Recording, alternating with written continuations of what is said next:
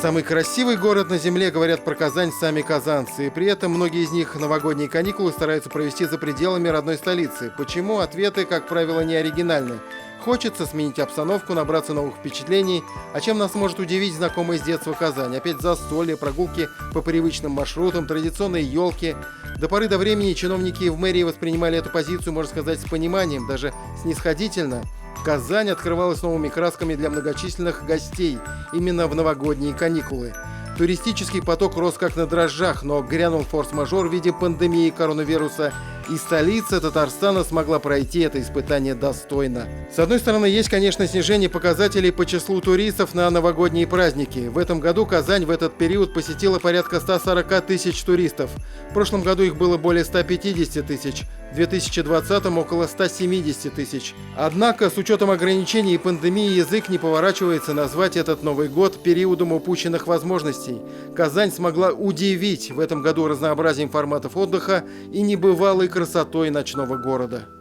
Это и культурно-массовые мероприятия, спортивно-массовые мероприятия, это были и мастер-классы, и лыжные забеги, это и веселые старты, или, например, фестиваль снеговиков, где с ребенком можно было самому раскрасить снеговика.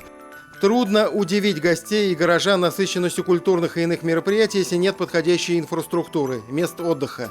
В этом плане Казань за последние годы сделала колоссальный шаг вперед. Рестораны, новые отели, выставочные комплексы и, конечно, парки и скверы стали важной частью индустрии гостеприимства столицы. В парке можешь не только погулять, но еще покататься на коньках, на тюбинге, например.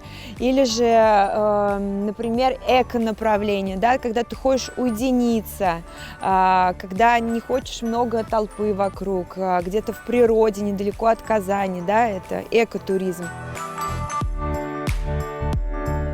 Всего какие-то полчаса от Казани, и ты в заповедных местах Зеленодольского района, вдали от шума, промышленных предприятий, ближе к природе и духовной чистоте. На этой базе отдыха, которая открылась аккурат под Новый год, вам всегда будет чем заняться. Тут прям симбиоз, и уединиться, и отдохнуть, и какими-то видами спорта заняться. Вот у нас есть лыжи, на лыжах можно покататься на тюбинге. У нас тут, кстати, недалеко вот озеро Морской глаз, которое пользуется спросом, тоже можно туда пройтись. Также у нас тут недалеко есть кони-парк, можно покататься на конях. И все это удовольствие за вполне себе разумные деньги. Стандартный номер, вот так он выглядит, обойдется в 5000 рублей, более комфортный, семейный в 7000. Вот у нас семейный номер вмещает 4 человека. Если вы вчетвером, то у вас завтрак на 4. Если это стандартный номер, то там 2 человека. Есть возможность в стандартный номер поставить детскую кроватку. Есть удобный зал для деловых переговоров и конференций, свое кафе с домашней кухней, сауна, молельная комната. У нас тут все халяльно, то есть алкоголя нет и вообще быть не может, и мы вообще не приветствуем это все. То есть у нас даже там все прописано, что мы без этого всего.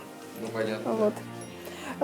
Столы, стулья, это тоже все из дерева. Много прекрасных стран с красивым голубым морем, с белоснежными пляжами, ну не с белоснежными, с белопесочными пляжами, и где ты можешь красиво отдохнуть. Но если ты там на этих островах подцепишь коронавирус, вот вообще очень сложно представить, кто там тебе, какой квалификации, где там тебя будут лечить. И вот я очень рад, что у нас в Татарстане все больше и больше организовывается таких вот досуговых мест.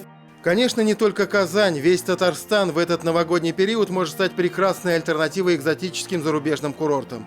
С его уникальными памятниками архитектуры в Древнем Болгаре, рождественскими колядками в Свияжске, прекрасной купеческой Елабугой, Чистополем. Приятно удивил и Мамадыш, здесь открылся уникальный комплекс для отдыха, развлечений и оздоровления. Летом функционирует пляж, который не уступает лучшим европейским курортам. И вот такой банный комплекс работает круглый год.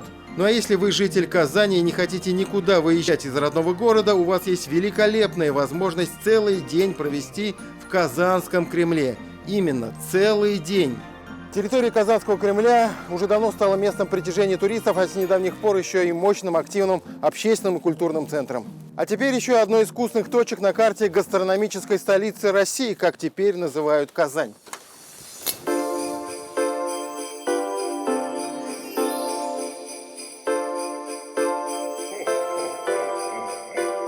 Акцент, что совершенно оправданно, сделан на татарскую кухню, причем есть заведения как с демократическим ценником, так и рестораны премиум-класса, но в любом случае приоритет – это татарская кухня.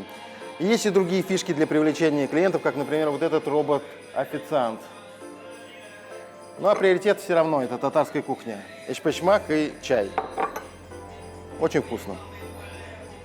Как раз каймак из дровяной печи, эшпишмак из дровяной печи, беренге из дровяной печи, мясо запекаем в дровяной печи.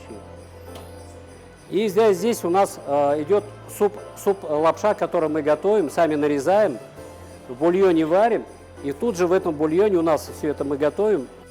Полноценный обед обойдется не больше, чем в 300 рублей. Задача конкретно этого заведения – обеспечить качественной кухней как можно большее число посетителей, среди которых и туристы, и рядовые казанцы, и чиновники из аппарата президента, Министерства Татарстана. Рестораторы признаются, работать приходится в более жестких условиях не только из-за ограничений по причине пандемии, но и из-за подорожания продуктов, обострения конкуренции. Поэтому нужно за те же деньги предоставить более качественный сервис, желательно с какими-то ноу-хау, новыми фишками.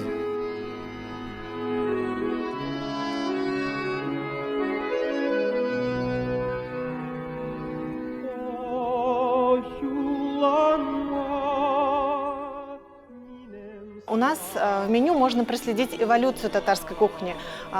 Такие блюда, которые являются основой, как, например, эшпишмаки, шулпа, и более современные, такие как татарская пакекаста, бургеры. Не секрет, что туристы, как правило, ценят и знают Казань не хуже, если не лучше самих казанцев. Я это говорю не в упрек, известный факт. Чтобы оценить красоту родного края, нужно уехать подальше от него. Однако сама жизнь вносит коррективы. За рубежами родной республики и родного города порой не так безопасно, спокойно и так красиво. Эти выводы, возможно, нам еще предстоит сделать. Бизнес, похоже, их уже сделал. Очень красивый город в этом году как никогда. И нам хотелось, чтобы было так постоянно. Мы готовы тоже участвовать во всем этом, потому что это одно наше общее дело. Тимур Бекмурзин, Андрей Ключников и Андрей Мохов. 7 дней.